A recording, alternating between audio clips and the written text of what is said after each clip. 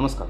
आज students rights असोसिएशनच्या वतीने आपणा सर्वांचं या फेसबुक लाईव्हमध्ये स्वागत. जसं की आपणा सर्वांस माहिती आहे की आजचा आपला चर्चेचा जो विषय आहे तो या वॉकिंग बुद्धा सिरीजमध्ये चर्चेचा आज विषय जो आपण ठेवला आहे तो how to prepare for UPSC from rural areas. अर्थातच UPSCची तयारी ग्रामीण भागातून कशी करावी हा विषय सध्या चर्चेला जावा याची बरीच कारणं आहेत. त्याच्या आधी मी माझी ओळख करून देतो. मी माधव वनवे. मी मूळचा पुण्याचा आहे. मी मूळचा पुण्याचा असल्याने VITमध्ये माझं शिक्षण झालं. Vishwakarma institute of technology. Me mechanical engineer आहे. त्यानंतरून मी 3 वर्ष लार्सन अँड टुब्रोमध्ये नोकरी केली आणि त्याच्यानंतरून मी माझ्या त्या नोकरीचा राजीनामा देऊन दिल्ली येथे प्रिपरेशन केलं आणि त्यानंतरून 2016 सिव्हिल सर्व्हिसेस एक्झामिनेशन 2016ला मला 701 असा रँक मिळून आणि political science and international relations या विषयाला ऑप्शनल निवडून मी UPSCची परीक्षा पास केली. तर आज आपण या ठिकाणी जमण्याचं कारण म्हणजे हा जो विषय आहे सध्या ग्रामीण भागातून प्रिपरेशन करणं किंवा आपली ही UPSCची तयारी आता पुढं कशी न्यायची. आता तर एवढी अनिश्चितता वाढली आहे की अनिश्चितता ही अशी कोरोना क्रायसिस कोविड-19च्या ह्या थ्रेटमुळं आपण यातून रिकवर होऊ का नाही होऊ आणि बरेचसे मुद्दे आणि त्याच्यामध्ये आपलं प्रिपरेशन कसं पुढं जायचं, आपला UPSCचा अभ्यास कसा पुढं जायचा हा आपल्या सगळ्यांसमोरच हा प्रश्न आहे. आज नाही म्हटलं तरी जवळपास या एरियामध्ये ओल्ड राजननगर ह्या एरियामध्ये आणि पटेलनगर या एरियामध्ये जिथं UPSCची एकदम निस्सून तयारी होते या एरियामध्ये जवळपास एक 25,000 ते 30,000 विद्यार्थी असतात साधारण. तर एवढ्या 25,000 ते 30,000 विद्यार्थ्यांपैकी मला वाटतं आता फक्त 25,000 ते 30,000 विद्यार्थ्यांपैकी आता फक्त एक मला वाटतं 5-10,000 विद्यार्थी उरलेले आहेत. रिअल इस्टेटचे रेट कोसळलेले आहेत. कोचिंग ज्या आहेत त्या पूर्णपणे त्याच्यावरती टाळा ठोकलं गेलेलं आहे आणि सर्व विद्यार्थी आपापल्या घरी गेलेले आहेत. आपापल्या घरी गेलेले विद्यार्थी सुखात आणि निश्चिंत आहेत का तर नाही. तर त्यांच्या मनातसुद्धा खूप सारी अनिश्चितता आहे की आता परीक्षा कधी व्हायची, परीक्षा झाली तर कुठं होणार आणि मग त्याच्याचा तयारी कशी करायची. मग आता आपण आपल्या नोट्स ज्या आपल्याला दिल्लीत मिळत होत्या, पुण्यात मिळत होत्या किंवा इतर कुठं ठिकाणी मिळत होत्या तर आता आपल्याला नोट्स कुठून घ्यायच्या. तर अशी सगळी ही अनिश्चितता जी आपल्या सगळ्यांसमोर सध्या उभा राहिलेली आहे. तर त्याच्यामुळं याच्यावरती एक थोडा मार्गदर्शनाचा आणि एक चर्चेचा असा एक छोटासा प्रयत्न आहे. तर याच्यामध्ये काही गोष्टी मी अजून याच्यातून सांगू शकतो की मी IAS बाबा या ठिकाणी शिकवत असल्याकारणाने विद्यार्थ्यांना भेडसावणाऱ्या विशेष अडचणी आणि ग्रामीण भागातल्या विद्यार्थ्यांना भेटणाऱ्या विशेष अडचणी याबद्दलही आपण थोडी चर्चा आज या ठिकाणी करूयात. तर आता समजा तुम्ही 2 प्रकारचे विद्यार्थी असू शकतात जर का तुम्ही ग्रामीण भागातून तयारी करता. एक तर तुम्ही शहरात तयारी करत होतात आणि आता कोविड-19मुळे तुम्ही घरी गेलेला आहात किंवा तुम्ही अजूनही ग्रामीण भागात आहात आणि तिथून तुम्हाला UPSCची तयारी उत्तीर्ण करण्याची उमेद तुमच्या मनी आहे. निश्चित दोन्ही बाजू चांगल्या आहेत आणि तुम्ही हे करणं तुम्ही तुमचा निश्चय ठाम ठेवणं सध्या गरजेचं आहे. तर आता मेन अडचण काय येते? मेन अडचण येते ती म्हणजे मार्गदर्शनाची. आता मार्गदर्शन जे आहे UPSCसाठी जे लागणारं जे मार्गदर्शन आहे तर हे मार्गदर्शन आता फक्त दिल्लीतच अवेलेबल आहे का, दिल्लीतच उपलब्ध आहे का, केवळ पुण्यातच उपलब्ध आहे असं आहे का तर नाही.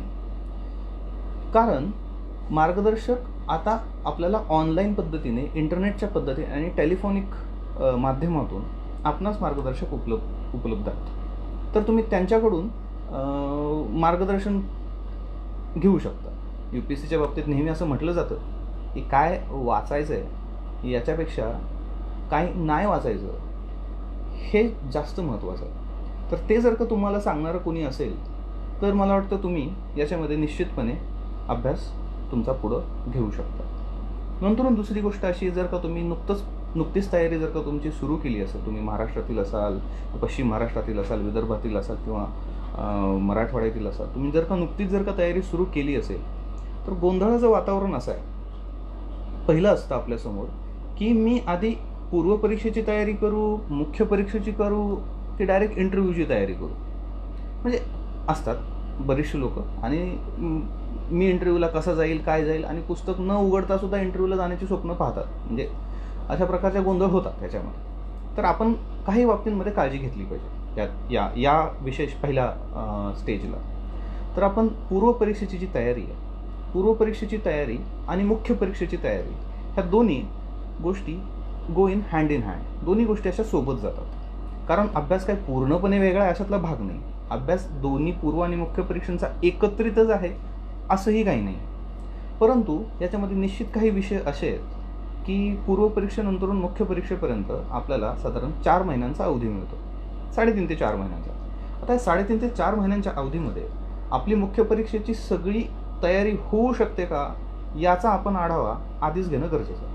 जर का आपण याचा आढावा आधीच घेतला तर आपल्याला त्यावेळी पूर्वपरीक्षा पास करूनही मुख्य परीक्षेमध्ये होणारा जो गोंधळ आहे तो गोंधळ आपणास टाळता येऊ शकतो निश्चितपणे. तर मग असे काही विषय जसे की इथिक्स असेल, जसे की गव्हर्नन्स आहे, जसे की जगाचा इतिहास आहे, वर्ल्ड हिस्ट्री आहे, जसं की इकॉनॉमिक डेव्हलपमेंट आहे, जसं की डिझास्टर मॅनेजमेंट आहे. So these subjects do not have an overlap with the prelims preparation.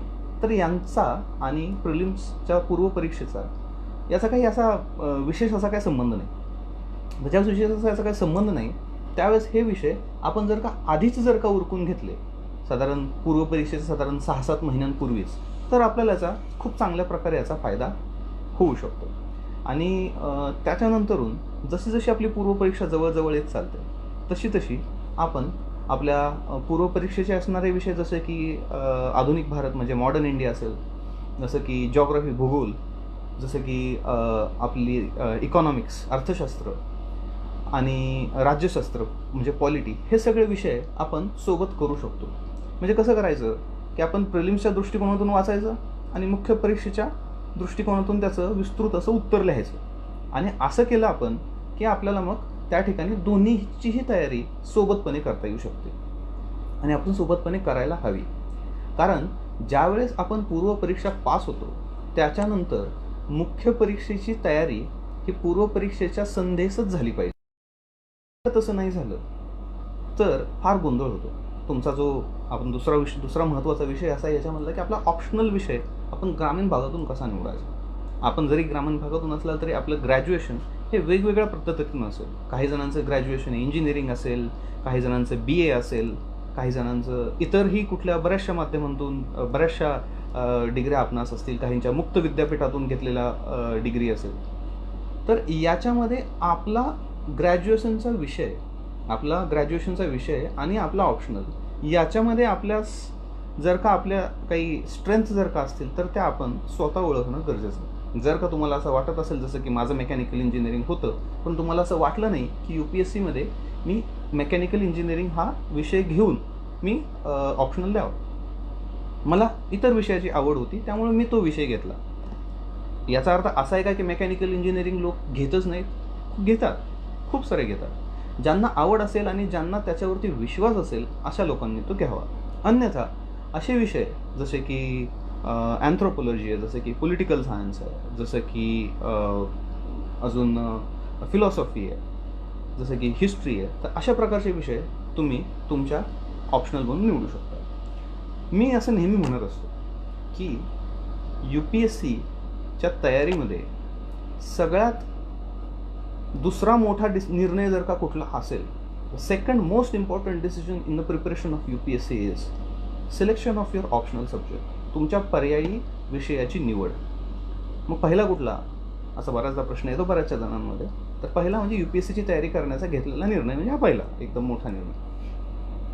जर का तुम्ही ऑप्शनल घेण्यामध्ये चूक जर का केली, जर का तुमचा अंदाज जर का चुकीचा जर का झाला तर थोडं कठीण प्रसंग आपणास बाका प्रसंग आपणावरती ओढावू शकतो. आणि हा ओढावलेला आपणास कळतं कधी?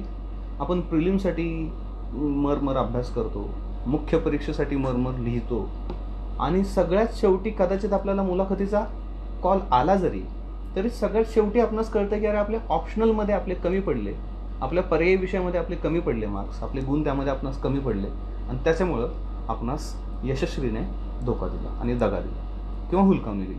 तर अशा प्रकारची वेळ आपणावरती येऊ नये म्हणून ऑप्शनल हा अत्यंत काळजीपूर्वक निवडणं गरजेचं आहे. वेळ लागू देत, 15 दिवस लागू देत, 20 दिवस लागू देत, परंतु ऑप्शनल निवडणं हे खूप जास्त महत्त्वाचं आहे. तर कसा निवडायचा कसा ऑप्शनल? तर जे मागच्या वर्षीचे जे प्रश्न आहेत, जे प्रश्न बघा, ते प्रश्न बघून तुम्ही तुमच्या सर्वसामान्य ज्ञानाने याच्यावरती काय उत्तर देऊ शकता का ते पहा. आणि जर का तुम्हाला त्याच्यावरती थोडा रिसर्च करून, थोडा अभ्यास करून तुम्ही त्याचं उत्तर चांगल्या पद्धतीने लिहू शकता का ते पहा. आणि जर का तुम्हाला असं वाटलं तसं उत्तर तुम्ही लिहिलं तर आमच्यापैकी कुणालाही त्या विषयाची उत्तरं दाखवा. आम्ही तुम्हाला सांगू की तुम्ही या बाबतीमध्ये ह्या विषय घेऊ शकता का नाही घेऊ. म्हणजे खूप साऱ्या गोष्टी तुम्हास उपलब्ध आहेत. फक्त तुम्ही कष्ट घेण्याची तयारी हवी. ते म्हणतात ना, देणाऱ्याचे हात हजारो, दुबळी माझी झोळी, अशी अवस्था आपली होऊ देऊ नका. आता दुसरी गोष्ट अशी आहे की एक असा प्रश्न आलेला आपल्याकडे की ऑफलाईन आणि ऑनलाईन कोचिंगमध्ये क्वालिटेटिव्ह डिफरन्स आहे का. आता क्वालिटेटिव्ह डिफरन्स कसा आहे मी तुम्हाला सांगतो. मी या ठिकाणी एक युवा उद्योजक आपल्या भारतातले, तर आपणास सगळ्यांस माहिती असेल, बैजू रवींद्रन जे बायजूसचे जे संस्थापक आहेत, त्यांची एकदा एक मुलाखत घेतली होती राहुल कंवलने. तर त्याच्यामध्ये त्यांनी असं सांगितलं होतं की ऑनलाईन आणि ऑफलाईनमधला फरक. ऑफलाईनमध्ये ज्यावेळेस तुम्हाला वर्गामध्ये बसवून ठेवलं जातं, ज्यावेळेस ते सर, ज्या मॅडम तुम्हाला समोर शिकवत असतात, त्यावेळेस तुम्हाला 2.5 तास, 3 तास, 4 तास तिथं बसून राहण्याशिवाय दुसरा काही मार्ग नसतो. आणि तुमचं लक्ष लागत राहतं.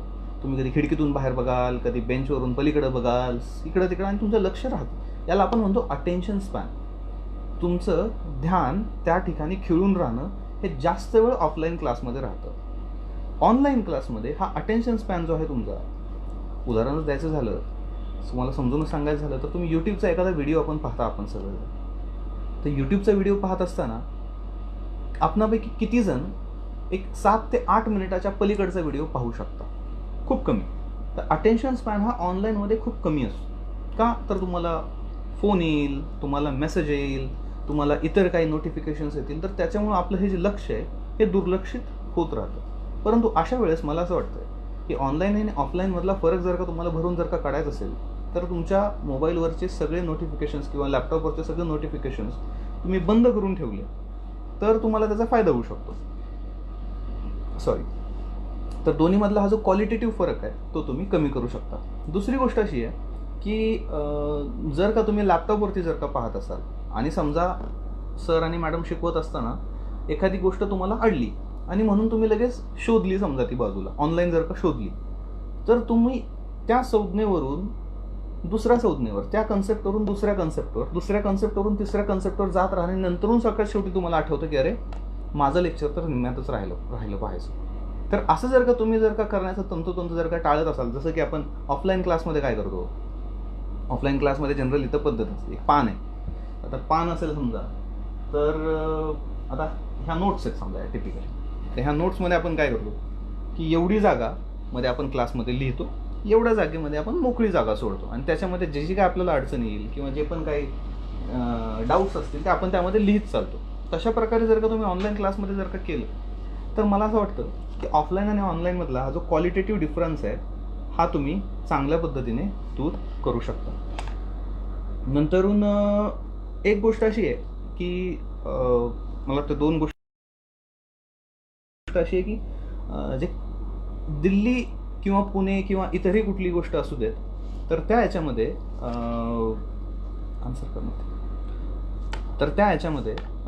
फरक काय आहे. तर फरक काय आहे त्याच्यामध्ये, तर आता कोरोनाचा जो क्रायसिस झालेला आहे, तर कोरोनाच्या क्रायसिसमध्ये प्रॉब्लेम असा आहे की सध्या इथले सगळे जे सेंटर्स आहेत दिल्लीचे, याच्यामधून एक परतीची लाट निर्माण झालेली आहे. आणि हे जे क्रेज कमी कशामुळे होत आहेत की बरेचसे जण, आता गेल्या 1.5-2 वर्षापूर्वी हा फेनोमेना आला होता की दिल्लीमधून तयारीसाठी लोक बँगलोरला जात होते किंवा इतर ठिकाणी जात होते, हैदराबादला जात होते. याची कारणं अशी आहेत की लोकांनी 2-3 वर्ष दिल्लीमध्ये तयारी केली, त्याचे केल्यानंतरून एक तोचपणा येत राहतो.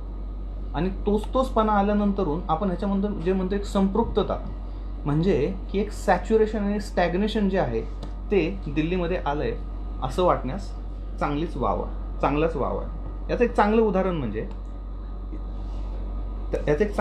म्हणजे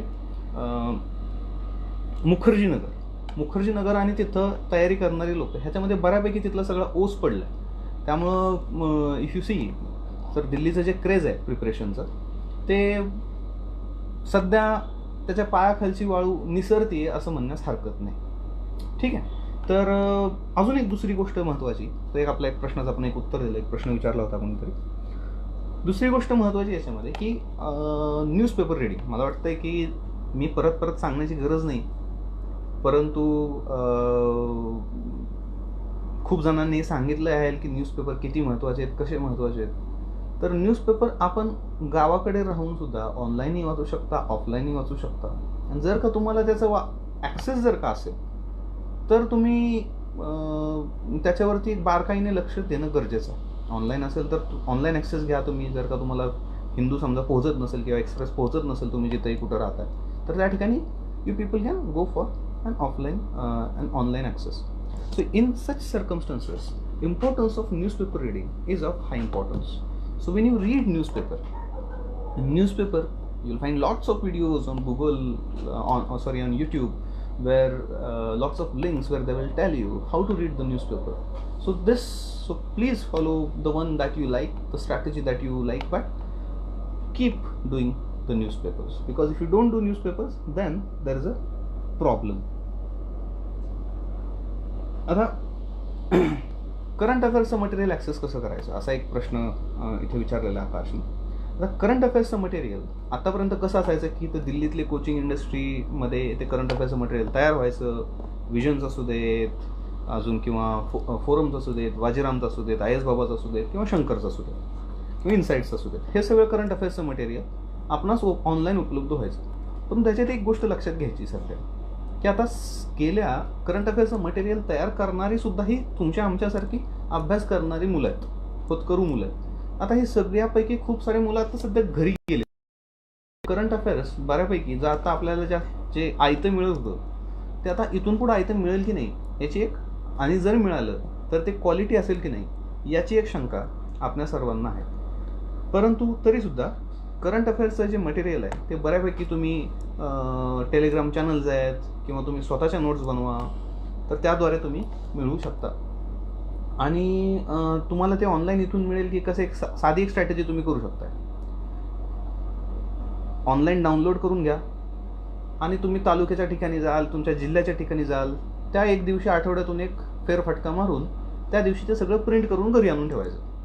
तर मग हा जो काही प्रॉब्लेम आहे, जे की मटेरियल मिळत नाही, तर हा काही प्रॉब्लेम त्या ठिकाणी काय तितकासा राहील असं वाटत नाही. खूप सारं अवेलेबल आहे ऑनलाईन, सगळं अवेलेबल आहे रादर ऑनलाईन. ठीक आहे. लिहिलेल्या नोटसुद्धा, रिटर्न नोटसुद्धा सगळ्या ऑनलाईन अवेलेबल आहे. त्यामुळं तुम्ही याची काळजी करण्याची अजिबात गरज नाही. दुसरी गोष्ट अशी आहे की फॉर्मेशन ऑफ स्टडी ग्रुप्स. आता फॉर्मेशन ऑफ स्टडी ग्रुप्स, आता समजा आता मी पुणे जिल्ह्यातला, समजा आता पुणे जिल्ह्यामध्ये समजा आता 2 तालुके घ्या जवळजवळ. आता माझा तालुका इंदापूर आणि त्या माझ्या तालुक्याच्या शेजारचा दुसरा तालुका बारामती. आता ह्या दोन्ही तालुक्याच्या ठिकाणी समजा काही आता अभ्यास करणारे विद्यार्थी आहेत, समजा काही या गावात आहेत, काही त्या गावात आहेत, जे की आपण इथं जो दिल्लीमध्ये तयारी केल्यानंतर जो ग्रुप डिस्कशनचा जो फायदा मिळतो, तर तशा प्रकारचे ग्रुप डिस्कशन्स तुम्ही तालुक्याच्या ठिकाणी, जिल्ह्याच्या ठिकाणी तुम्ही करू शकता. 2 शेजारी असतील, समजा 10-15 किलोमीटरवरती गावं असतील, तर तुम्ही एकमेकांनी 2-3 जणांनी मिळून हे करू शकताय. प्रत्यक्षात भेटणं जर का शक्य नसेल, तर आजकाल तंत्रज्ञान एवढं पुढे गेलेलं आहे की तंत्रज्ञानाचा वापर जर का केला तुम्ही, तर तुम्ही कुठून निघून जाल. जसं की आता ते व्हॉट्सअपवरती व्हिडिओ कॉल्स असतील किंवा झूमवरती व्हिडिओ कॉन्फरन्सिंग असेल, त्या व्हर्च्युअल पद्धतीने सुद्धा, आभासी पद्धतीने सुद्धा तुम्ही एकमेकांना भेटून एक ग्रुप डिस्कशन्स तुम्ही पुढं नेऊ शकता. नंतर दुसरी गोष्ट अशी, याने होतं कसं की ह्या ग्रुपचा फायदा काय, की आता समजा एक साधं एक उदाहरण देतो. आता समजा मॉडर्न इंडियासाठी आता समजा सगळ्यांनी स्पेक्ट्रम वाचलं. आता मी स्पेक्ट्रम वाचलं, रणजितने स्पेक्ट्रम वाचलं, आकाशने स्पेक्ट्रम, सर्वांनी स्पेक्ट्रम वाचलं समजा, परंतु त्याच्यामध्ये समजा आकाश म्हणलं की अरे मी तर बिपिन चंद्रचं एक NCERT पण वाचलं. याने होतं असं की मला आणि इतरांना असं वाटतं की बाबा ह्याने थोडंसं काहीतरी जास्तीचं वाचलं, आणि ज्यावेळेस त्याने थोडंसं काहीतरी जास्तीचं वाचलं असतं त्याच्यामुळे तुम्हाला जे स्फुरण चढतं ना की बाबा मी का नाही वाचलं, आणि जर का प्रश्न आला आणि त्याच्यातून आला तर तो त्याचा सुटेल पण माझा सुटणार नाही, माझा चुकण्याची शक्यता आहे. मग तसं व्हायला नको म्हणून मी पण वाचतो. मग त्याने किती दिवसात वाचलं? 4 दिवसात वाचलं. मग त्याला जर का 4 दिवसात लागलं तर मला पण 4 दिवस लागले पाहिजेत, किंवा मी त्याच्या लवकरही करेल आणि त्याला ओव्हरटेक करून मी त्याच्यामध्ये त्याच्यापेक्षा चांगलं नोटसुद्धा काढेल. तर अशा प्रकारचं म्युच्युअल मोटिवेशन हे आपल्याला ग्रुपमधून, स्पर्धेतून म्हणा किंवा चर्चेतून अशा आपणास मिळत राहतं. त्यामुळं ग्रुप्स फॉर्म करणं हे फार जास्त गरजेचं आहे, आणि जे की फार चांगलं शक्य आहे. फक्त फालतू टाइमपास करू नका त्याच्यावरती. टेलिग्रामच्या द्वारे आपण बघतो की खूप सारे ग्रुप्स तयार होतात, आणि खूप सारे ग्रुप्स जे तयार झालेले असतात, हे सारे ग्रुप्स जर का आपण पाहिले तर याच्यामध्ये होतं असं की आता समजा उत्तर लेखनाचे खूप सारे ऑनलाईन ग्रुप तयार झालेले असतात. आता एक साधं उदाहरण द्यायचं झालं तर त्याच्यामध्ये समजा आता माझा एक पॉलिटिकल सायन्स ऑप्शनल, त्यामध्ये समजा एक स्पेसिफिक टॉपिक आहे, तर तोच त्याने चांगला वाचलेला असतो, तर त्याच्यावरतीच तो उत्तर लिहित असतो फक्त. तर असं करणं तर ते सेल्फ डिफिटिंग आहे, कारण मग तुमचा ना अभ्यास पूर्ण होत ना तुमच्या गोष्टी पूर्ण होत. त्यामध्ये तुमचा स्वतःचा तुमचा सिलेबस पूर्ण झाला पाहिजे. सिलेबसची एक कॉपी तुम्ही तुमच्यासोबत ठेवली पाहिजे. सिलेबसमधला शब्द आणि शब्द, UPSCने रिलीज केलेल्या UPSCच्या सिलेबसमधला शब्द आणि शब्द तुम्हास पाठ असला पाहिजे. त्याच्यामुळं त्याची खूप जास्त आवश्यकता आहे. दुसरी गोष्ट आहे की यूज ऑफ एन इंटरनेट, म्हणजे अतिशयोक्ती होणार नाही जर का मी म्हटलं की दिल्लीमध्ये तुम्हाला ज्या सुविधा मिळतात, ज्या क्लासेस मिळतात, तशाच प्रकारचे सर्व क्लासेस, सर्व तुम्हाला टेस्ट सिरीज तुम्हाला तुमच्या ठिकाणी सुद्धा जरी मिळतात, आणि तुम्ही तुमचं प्रिपरेशन तुम्ही घर बसल्या जरी व्यवस्थित करू शकतात, कसलीही अतिशयोक्ती नाही. आणि क्वालिटी एकदम जिथं पण कुठं चांगले कोचिंग क्लासेस आहेत त्यासारखे. त्यामुळे तुम्ही ऑनलाईन प्रिपरेशनचा तुम्ही एक विचार करू शकता. इंटरनेटचा पुरेपूर आणि ऑप्टिमम वापर, मॅक्सिमम नाही, ऑप्टिमम वापर. ऑप्टिमम म्हणजे काय? जेवढाच तेवढा, फालतू टाइमपास नाही त्याच्यावरती. या 2 गोष्टी असतील तर तुम्हाला चांगला त्याचा फायदा होऊ शकतो. अजून एक गोष्ट आहे की मिनिमम रिसोर्सेस आणि maximum revision is the key. खूप जणांनी सांगितलेलं आहे आणि तुम्ही तसंच करत राहा. यासोबतच जे पण तुम्ही काय वाचले, आज समजा न्यूजपेपर वाचला, नंतरून समजा एखादं पुस्तक वाचलं, तर नुसतं वाचलं आणि सोडून दिलं असं करू नका. आपली जी स्मरणशक्ती आहे त्या स्मरणशक्तीला नेहमी आपण उजाळा देणं गरजेचं असतं. त्यासाठी ज्यावेळेस आपण लिहितो, विचार करतो, स्वतः नोट्स काढतो, त्यावेळेस आपणास ती गोष्ट चांगल्या प्रकारे स्मरणात राहते. त्यामुळे स्वतःच्या नोट्स स्वतः काढणं हे नेहमीच चांगली गोष्ट आहे. अजून यासोबत तुम्ही काय करू शकताय? आपण ग्रामीण भागातले आहोत, खूप सारे हे व्हर्नॅक्युलर मीडियमचे आहोत. तुमचं हिंदी मीडियम असेल, तुमचं मराठी मीडियम असेल, पण या सगळ्या गोष्टींमध्ये जी पण तुमची कुठली भाषा असेल, मराठीमधून तुम्ही लिहिणार असाल किंवा इंग्लिशमधून तुमची उत्तर लेखनाची भाषा असेल, तर या दोन्ही वेळेस तुम्ही दोन्ही भाषांमध्ये तुम्हाला नैपुण्य असणं गरजेचं आहे. तर ते नैपुण्य आपणास कसं मिळवता येईल?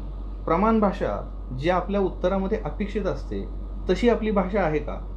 आपल्या भाषेमध्ये इंग्लिश लिहित असाल तर whether you are making grammatical errors, whether your sentence formation is accurate, or whether there are problems with it. These are the basic things with which you should start. If you don't work on these things in initial days of your preparation, you may get through the prelims, but mind well, you may not, or rather you will not get through the mains if your language is poor. Because the thing is, if your it is a competitive examination, there will be someone you may say, I have a content, so I will just put it in the language. थोडी माझी खराब असेल तर थोड्या सुमार लँग्वेजमध्ये मी सुद्धा लिहीन. बट त्याच वेळेस तुम्ही एक गोष्ट अशी लक्षात घेतली पाहिजे की तुमच्या इतकाच मेहनती अजूनही कुठला एखादा विद्यार्थी असू शकतो. There might be another bright student who is as equally competent as you, who is having as equal content as you do, and is having a proficient language than you do. Then in these circumstances you will be at the receiving end. तिथं तुम्ही मागे पडाल. जर का आपल्यास तिथं मागं जर का नसेल पडायचं तर भाषा ही तलवार आहे, तर भाषे ही दुधारी तलवार आहे, तर ह्याला तुम्ही धार लावली पाहिजे. व्याकरण असेल, शब्द असतील, शब्द तुम्ही काढले पाहिजे. तुम्ही हिंदू वाचताय, द हिंदू वाचत असताना एखादा चांगला शब्द तुम्हाला सापडला, तर चांगल्या शब्दाची लगेच तुम्ही एखाद्या तुमच्या डायरीमध्ये टिपून ठेवून त्याचा एक अर्थ इंग्लिशमध्येच लिहून जर का ठेवला तर तुम्हाला तो कामाच येतो. ठीक आहे. तर त्या अशा प्रकारे तुम्ही तुमची लँग्वेज इम्प्रूव्ह करणं खूप जास्त गरजेचं आहे, अलॉंग विथ द ग्रामर. नंतरून दुसरी गोष्ट राहिली, तुम्हाला एवढं करून समजा जर वाटलंच की बाबा की दिल्लीच्या नोट्स असतात, या नोट्स आहेत, त्या नोट्स आहेत, मला हव्यात, तुम्ही काय करू शकता. एक तर तुम्ही ऑनलाईन मागून घ्या. कुरिअर, खूप सारे इथले झेरॉक्सचे शॉप आहेत जे तुम्हाला कुरिअर करून देतील तुमच्या ठिकाणी, तुमच्या पत्त्यावरती. किंवा ऑनलाईन त्या सॉफ्ट कॉपीमध्ये ते डाउनलोड करा आणि त्याची प्रिंट मारा, पहिली गोष्ट. किंवा तुम्हाला दिल्लीमध्ये राहिल्याचा फीलच जर का घ्यायचा असेल तर तुमचे मित्र असतील इथं दिल्लीमध्ये, या इथं 1-2 दिवस राहा, आठवडाभर राहा, पहा सगळं वातावरण, तिथला फील घ्या आणि मटेरियल घ्या आणि माघारी जा. अशा प्रकारे तुम्ही हे मॅनेज करू शकता. नंतरून दुसरी अजून एक गोष्ट ज्याच्यावरती मला फार बोलायचं होतं वर्णाशी. आपण ग्रामीण भागातील आहोत किंवा आपणास स्पर्धा परीक्षेमध्ये काहीतरी करायचं आहे, पण हे ज्यावेळेस आपल्याला करायचं असतं त्यावेळेस आपणास 2 पर्याय समोर येतात. एक असते MPSC आणि UPSC. बरेचसे लोक, काही लोक MPSCची तयारी करतात, काही UPSCची करतात, काही लोक MPSC UPSCची तयारी करतात, आणि काही लोक कशाचीच तयारी करत नाही, फक्त सांगतात मी MPSC UPSCची तयारी करतो. तर अशा वेळेस गोंधळ असा होतो की याची तयारी करू का त्याची तयारी करू. म्हणजे समजा याची प्रिलिम्स आली, तुम्ही प्रिलिम्स दिली, त्याच्यानंतरून परत UPSCची प्रिलिम्स आली, तोपर्यंत MPSCची मेन्स येईल ना, याचा अभ्यास होत ना त्याचा अभ्यास होत. या बाबतीत तुम्ही तुमची स्ट्रॅटेजी खूप काळजीपूर्वक आखणं गरजेचं आहे. या बाबतीत खूप सारे तुम्ही अशी उदाहरणं द्याल ही मला की बाबा यांनी MPSC क्लिअर केली, UPSC क्लिअर केली, पण अशी उदाहरणं खूप कमी आहेत. मी अशी उदाहरणं खूप जास्त माझ्या पाहण्यात आहेत, म्हणून माझं हे सांगणं आहे की एक करा. तुम्हाला MPSC करायची असेल तुम्ही MPSC करा, तुम्ही UPSC करायचं तुम्ही UPSC करा. MPSC आणि UPSC ह्या दोन्हीही परीक्षा तितक्याच अवघड आहेत. जर का तराजूमध्ये जर का तोलल्या अवघडपणाच्या, तर दोन्हीही समतुल्य आहेत. दोन्हीसाठीही अभ्यास आणि लागणारी मेहनत ही तेवढीच आहे. निर्णय तुमचा. ठीक आहे. नंतरून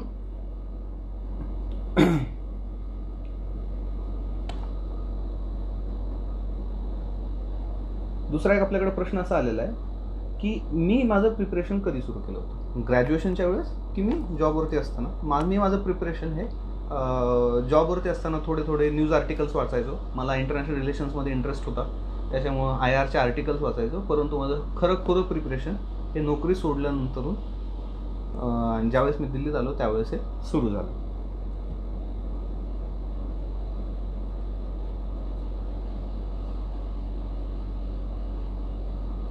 which are effective and important newspapers for UPSC preparation.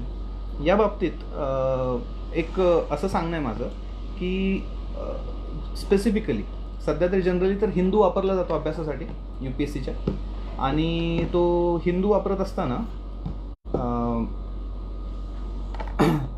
असताना बऱ्याच जणांना भाषेची अडचण येते. आणि सध्या गेल्या 1-2-3 वर्षामध्ये इंडियन एक्सप्रेस हा सुद्धा एक उत्तम रीतीने जे की UPSCची जी आवश्यकता आहे त्या आवश्यकतेस पूर्ण करणारं लेखन त्यामध्ये उपलब्ध आहे.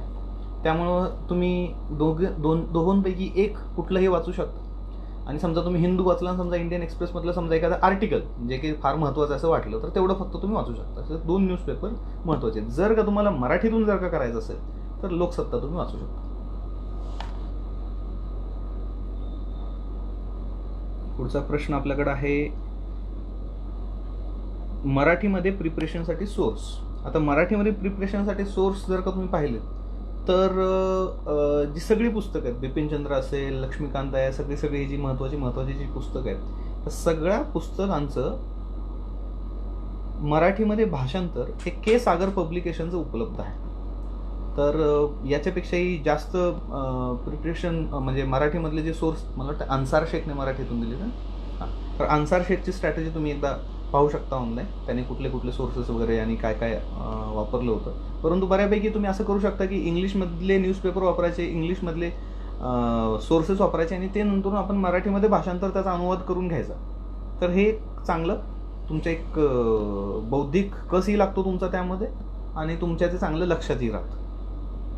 असं आहे.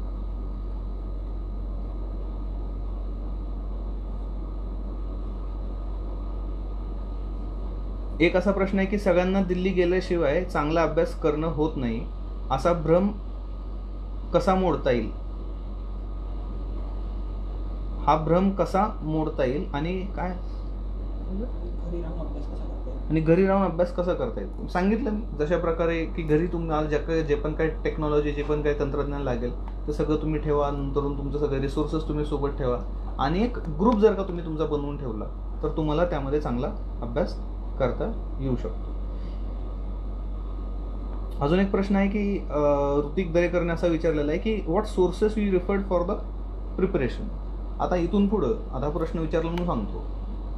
हा प्रश्न खूप असा वेग आहे की कुठले सोर्सेस वापरले किंवा काय वापरलं, कसं वापरलं, कारण याच्यामध्ये खूप सारे विस्तृत असे सोर्सेस आपण यामध्ये वापरत असतो. त्यामुळे इथून पुढं तुम्ही कधीही कुठला असा प्रश्न इतरांना विचारत असताना तुम्ही जर का स्पेसिफिक जर का विचारलं की बाबा मॉडर्न इंडियासाठी तुम्ही कुठला सोर्स वापरला, पॉलिटीसाठी तुम्ही कुठला सोर्स वापरला, तर त्यासाठी तुम्ही लक्ष्मीकांत वापरलं. तुमचा ऑप्शनल सब्जेक्ट आहे पॉलिटिकल सायन्स, तर त्या पॉलिटिकल सायन्ससाठी कुठला तुम्ही पुस्तक वापरलं, त्यातल्या कुठल्या टॉपिकसाठी कुठलं पुस्तक वापरलं, तर असा जर का स्पेसिफिक पिन पॉइंटेड प्रश्न जर का विचारला, आणि रादर इथून पुढं तुम्ही तुमच्या प्रिपरेशनमध्ये असे प्रश्न तुम्हाला खूप येतील, खूप साऱ्या रँकर्सकडून तुम्हाला मार्गदर्शनही घ्यायचं असेल, आणि जर का तुम्हाला ते मार्गदर्शन खरंच तुम्हाला फायदेशीर जर का ठरवायचं असेल तर फक्त प्रश्न विचारत असताना पॉइंटेड विचारा. सिलेबसमध्ये सामाजिक इश्यूज, सोशल इश्यूज नावाचा एक पॉईंट आहे, तर त्याच्यासाठी मी कुठलं पुस्तक वापरू, अशा प्रकारचे प्रश्न जर का तुम्ही विचारले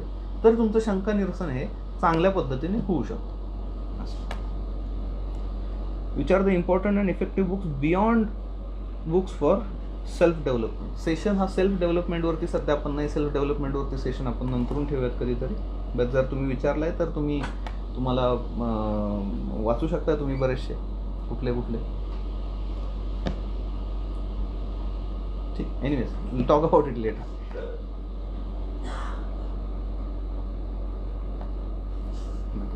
कमेंट लोड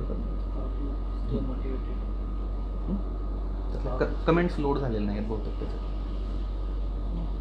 इंग्लिश स्टुडंटचा सक्सेस रेट रिजनल लँग्वेजपेक्षा जास्त का आहे? कारण जास्त मुलं इंग्लिश मीडियममधून देतात. How to stay motivated during the course of preparation. आता मोटिवेशन असणं खूप जास्त गरजेचं आहे. हे बघा, हे जे UPSCची जी तयारी आहे ना, UPSCची तयारी ही आपल्या लेझिमच्या खेळासारखी.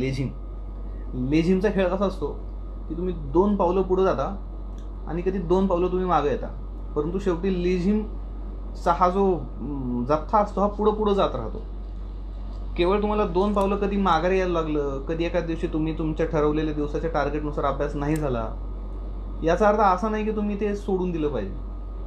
एक आहे की मोटिवेशनमध्ये एक तुम्ही गोष्ट लक्षात ठेवू शकता की UPSC करत असताना तुम्हाला बऱ्याचदा, हजारदा तुमच्या मनामध्ये असा विचार येईल की बाबा मी सगळं सोडतो आणि काय करतो मी जातो, माझा दुसरं काहीतरी बघतो, IT मध्ये जातो किंवा शेती करतो, काही ना काहीतरी मनात येत राहते. तर अशा वेळेस फक्त एक विचार करायचा की नाही, नॉट टुडे. फक्त जोमाने उद्या दुसऱ्या दिवशी तुम्ही सकाळी उठायचं आणि जोमाने तयारीच लागायचं. बऱ्याचदा ज्या स्ट्रॅटेजीज आहेत ऑनलाईन त्याही तुम्ही वाचू शकता. खूप साऱ्या सेल्फ मोटिवेशनल जे आर्टिकल्स असतात ऑनलाईन, तुम्ही समजा जर का पाहिले तर ते पण तुम्ही रेफर करू शकता, ज्याने तुम्हाला चालना मिळू शकतो. आयडियलाइज करा, किंवा नंतरून समजा तुम्ही असाही विचार करा की याच्यापेक्षा चांगला जॉब मला दुसरी कुठली परीक्षा देऊ शकते का, आणि किती लागतं ह्याच्यामध्ये. 1 वर्षभराचं तयारी, आणि त्याच्यानंतरून तुम्ही तुमचं आयुष्य बदलून जाऊ शकतं ह्याच्यामुळे. त्यामुळे तुम्ही याच्यामध्ये तयारी करणं गरजेचं आहे. What is the marking scheme in UPSC? Marking scheme in UPSC तुमची प्रिलिम्स जी आहे ती साधारण एक जनरल स्टडीज तुमचे 200 मार्काचे, आणि जे तुमचे CSAT आहे ते 200 मार्काचं असं आहे. आणि तुमचे जे एसे तुम्हाला 250 मार्काचा असेल आहे. तुमचा जे 4 जनरल स्टडीजचे सामान्य ज्ञानाचे जे पेपर आहेत ते 250 मार्काचे. तुमचा जो वैकल्पिक विषय आहे तो वैकल्पिक विषय हा 500 मार्काचा, ज्यामध्ये 2 पेपर असतात त्या विषयाचे. तर ते अशा प्रकारची तुमची मार्किंग स्कीम आहे. नंतर शेवटी तुमचा इंटरव्ह्यू असतो. Sir, if we study in graduation then it is right or wrong? It is right. का म्हणजे का नको करायला ग्रॅज्युएशनमध्ये अभ्यास करायला? निश्चितच करायला पाहिजे. कारण आपण गावी जरी पाहिलं नंतरून आपलं ग्रॅज्युएशन करत असताना आपलं पुढचं करिअर समजा सेट जर का असेल, आपलं समजा ध्येय जर का निश्चित जर का असेल, तर आपण निश्चितपणे प्रिपरेशन करायला हरकत नाही. आणि खूप सारी मुलं समजा टीना डबी असेल 2015, अन्सार शेख असेल आणि खूप सारी, किंवा सूरज जाधव असेल IFS, या सर्वांनी त्यांची जी तयारी आहे ही त्यांनी त्यांच्या ग्रॅज्युएशनमध्ये केली. अजूनही तुमचं ग्रॅज्युएशन जर का तुमच्या UPSCच्या प्रिपरेशनशी ओव्हरलॅप जर का असेल तर तिथं सोने पे सुहागा, ते अत्यंत उत्तम. जसं की तुमचं पॉलिटिकल सायन्समध्ये ग्रॅज्युएशन आहे, जर का तुमचं हिस्ट्रीमध्ये ग्रॅज्युएशन आहे, तर तुम्हाला ती एक ॲडिशनल एज मिळते. तर ते तुम्ही त्याचा फायदा करून घेऊ शकता.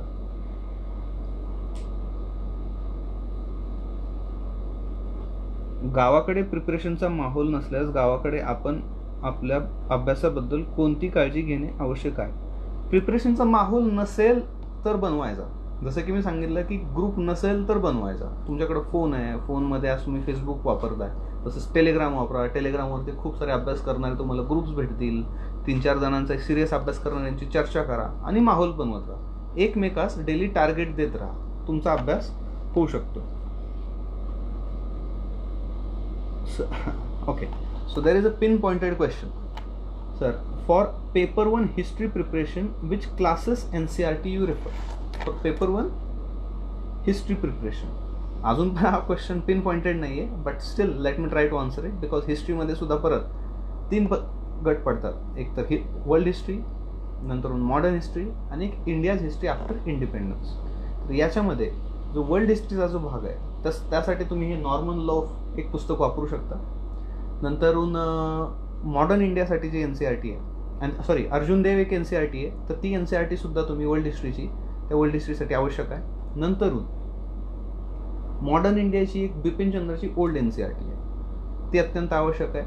नंतरून थीम्स इन इंडियन हिस्ट्रीची 3 व्हर्जन येतात, एन्शियंट, मेडिवल आणि मॉडर्न. या तिन्हीचेही थीम्समध्ये जे, कारण प्रिलिम्समध्ये प्रश्न विचारल्याची खूप जास्त नोंद आहे, तर हे तुम्ही वाचू शकता. असं आहे. How much years had it taken for? किती वर्ष लागलीत UPSCच्या प्रिपरेशनसाठी? UPSCचं प्रिपरेशन मी 31 मे 2014ला सुरू केलं होतं आणि माझा जो परीक्षेचा जो निकाल आहे तो योगायोगाने 31 मे 2017ला आला होता. वर्ष तुम्ही मोजा किती, 2 होतात, 3 वर्ष. 2 ते 3 वर्षाचा कालावधी यामध्ये तुम्हाला निश्चितपणे लागतो. How to manage hobbies during the preparation? हे जर का तुम्ही इंटरव्ह्यूसाठी जर का विचारत असाल, इंटरव्ह्यूमध्ये जे एक रकाना असतो हॉबीज, त्या हॉबीजसाठी जर का विचारत असाल तर मला वाटतं त्याच्याबद्दल तुम्ही आता जास्त काही काळजी करण्याची काही गरज नाही. हॉबीज इन जनरल जर का विचारत असाल, समजा फुटबॉल खेळण्याचं तुम्हाला इकडे तिकडे जाण्याचं किंवा पेंटिंग, तर ते आठवड्यातून एखाद दिवस तुम्ही त्यासाठी देऊ शकता. रिक्रिएशनसाठी तुम्ही त्या गोष्टीसाठी वेळ देऊ शकता की तुम्हाला कंटाळा आला, तुम्ही थकलात, तर त्यानंतरून तुम्ही तुमच्या हॉबीज तुमच्या परस्यू करू शकता. जसं की लिहिणं आहे, बऱ्याचशा जणांचं कविता करणं एक हॉबी असते. आठवड्याभर मॉडर्न इंडिया वाचून समजा तुम्हाला कंटाळा आला की किती वाचू मी गांधी, नेहरू, पटेल आणि या सगळ्यांबद्दल, तर मी आता मी स्वतःचंही लिहितो. सो तुम्ही स्वतःची कविता लिहिली, स्वतः तुम्ही गद्य लिहिलं, पद्य लिहिलं, तर त्या ठिकाणी ते चालू शकतं. ऑनलाईन नोट्स मेकिंग संदर्भात हा जो प्रश्न आहे, तर आता याच्यामध्ये ऑनलाईन नोट्स मेकिंग कशा प्रकारे तुम्ही करायचं आहे यासाठी काही सॉफ्टवेअर्समध्ये तुम्हाला थोडं नैपुण्य मिळवणं गरजेचं आहे. एक तर सगळ्यात सोपं की तुम्ही एक ऑनलाईन आर्टिकल वाचताय आणि ते वाचलेलं ऑनलाईन आर्टिकल समजा तुम्हाला वाटलं की हे सगळंच चांगलं आहे आणि मी हे सगळंच चांगलं वाटलेलं आर्टिकल तुम्ही जसंच्या तसं तुम्हाला ठेवायची इच्छा आहे दुसरीकडं, तर ते एक एव्हरनोट नावाचं एक ॲप येतं.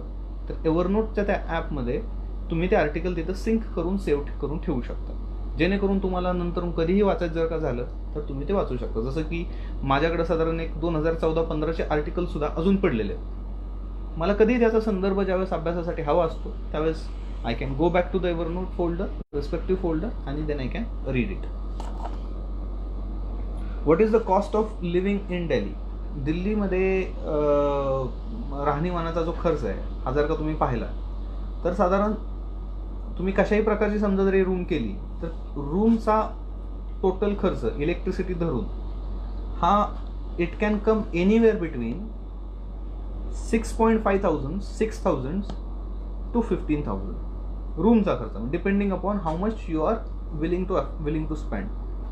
जर का तुम्ही शेअरिंगमध्ये राहणार असाल तर साधारण 6,000-6,500. जर का तुम्ही इंडिपेंडंट राहणार असाल तर 12,000 ते 15,000च्या दरम्यान तुमची रूम येते. त्याच्यानंतरून तुमचा खाण्याचा खर्च हा ग्रोसरीज आणि कुक म्हणजे स्वयंपाकी यांचा एकत्रितपणे खर्च धरून तो साधारण 2-3 हजाराचा परत वरती 3-4 हजाराचा परत वरती जातो. टिफिन लावलं तरी ऑलमोस्ट तेवढाच जातो. एवढा सगळा खर्च हा तुम्हास लागतो त्या ठिकाणी. साधारण तुम्ही धरू शकता की जर तुम्ही शेअरिंगमध्ये राहणार असाल तरी साधारण एक 12,000पर्यंत. जर का तुम्ही इंडिपेंडंट राहणार असाल तर सिंगल रूममध्ये राहणार असाल तर साधारण एक 20,000पर्यंत. याच्यामध्ये कोचिंगचा समावेश नाही, कोचिंगच्या गोष्टी वेगळ्या. आणि हां, लायब्ररी जर का तुम्हाला लावायची असेल, शेअरिंगमध्ये राहत असाल तर तुम्हाला लायब्ररी लावायलाच लागते, असं एक आहे. तर लायब्ररी जर का लावायचं झालं तर त्या लायब्ररीचे कुठंही महिन्याचे 1,500 ते 2,000च्या दरम्यान त्याचे तेवढे कॉस्ट्स आहेत असं.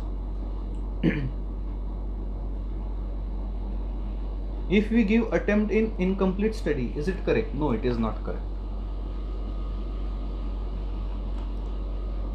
अजून what type of questions will be asked during an interview? इंटरव्ह्यूच्या दरम्यान तुमची जी जे पण कुठले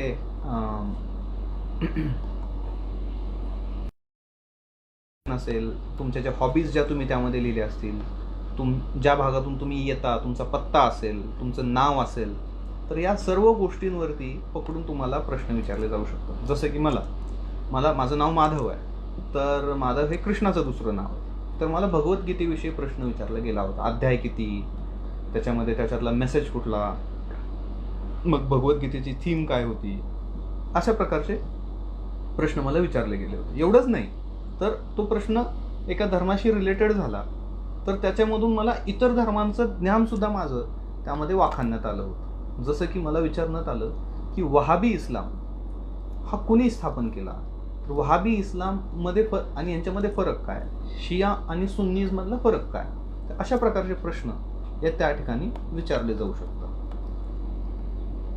किंवा जसं की माझं मेकॅनिकल इंजिनिअरिंग होतं, तर मेकॅनिकल इंजिनिअरिंगमधला IC इंजिन म्हणजे काय असतं, IC engine, internal combustion engine आणि एक्सटर्नल कंबशन इंजिन, या दोन्हीमधला फरक काय, तर अशाही प्रकारचे प्रश्न आपणास त्या ठिकाणी विचारले जाऊ शकतात. किंवा काही जणांचं समजा एक आमचा सहकारी अहमदनगरचा होता, तर त्याला राळेगण सिद्धी झालं किंवा हिवरे बाजार झालं, ह्या 2 गावांमध्ये असं काय आहे जे इतर गावांमध्ये नाही, असा प्रश्न विचारला गेला होता.